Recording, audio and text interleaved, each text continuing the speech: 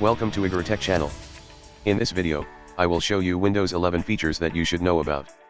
If you just switched to the new Windows version, here are some of the most interesting Windows 11 tips and tricks. Dictation with auto punctuation.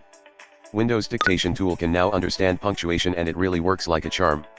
All you need to do is press the Windows key plus H and the dictation tool will be activated. You can just dictate whatever you need to type in Notepad, Word, Google Docs, or any other text window. Let's have a sample. Hello Lander Mahmood. See. The word is typed in the editor. Add revamped touch keyboard to taskbar. Windows 11 has a revamped touch keyboard that takes inspiration from smartphone keyboards. It now supports voice inputs, swipe typing, emojis and GIFs.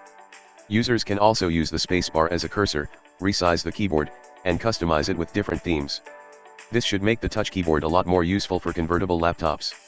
To add touch keyboard icon to taskbar, just go to Settings. Personalization. Taskbar. The toggle to add touch keyboard will be listed under the taskbar corner section. Customize multiple desktops. Using multiple desktops on Windows 11 is now simpler. Users can assign different names to multiple desktops and also customize them with different backgrounds. If you always have 1,000 apps open on your PC, then multiple desktops could help with better organization. Widgets. Widgets on Windows 11 are a nice way to keep tabs on stuff you frequently monitor. Apart from the news feed, this is where you can conveniently check or keep an eye on stock prices, weather, calendar, your to-do list and more. The list of widgets you can add is pretty limited and these are highly dependent on Microsoft services. Over time we expect more third-party options to be added. Users can also resize and customize available widgets. Enable Shake to minimize. This is a handy feature from Windows 10 that is disabled by default on Windows 11. You can enable it from going to Settings, System, then Multitasking. On the multitasking window, just turn on the title bar Windows Shake. Once enabled, you can simply left-click on the title bar of a window and shake it to minimize all other open windows. You can also reshake the title bar to restore all windows to their previous state. Snapping windows. Snapping windows left and right is extremely convenient but only if you are well accustomed to the keyboard shortcuts, Windows key plus arrows. Windows 11 makes this a lot more convenient, especially for people who do so once in a while. You can simply hover your cursor over the minimize, maximize or resize button and you will see some mini snapping templates that you can choose. This is a lot more convenient and precise than dragging windows to corners or using keyboard shortcuts.